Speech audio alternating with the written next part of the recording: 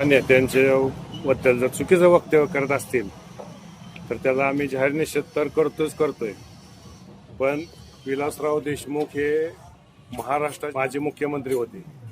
आज ते स्वर्गीय असले तरी काँग्रेसच्या प्रत्येक कार्यकर्त्याच्या मनात त्यांच्याबद्दल आदर आहे.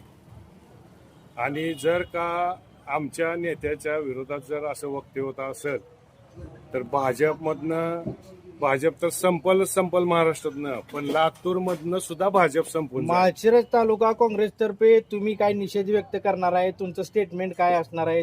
तुमची प्रतिक्रिया काय असणार आहे?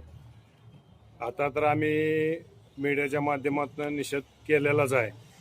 तरी पण अजून आम्ही सगळे पदाधिकारी बोलवून करून केलेल्या वक्तव्याबद्दल एक निवेदन देऊन निषेध करणार आहे.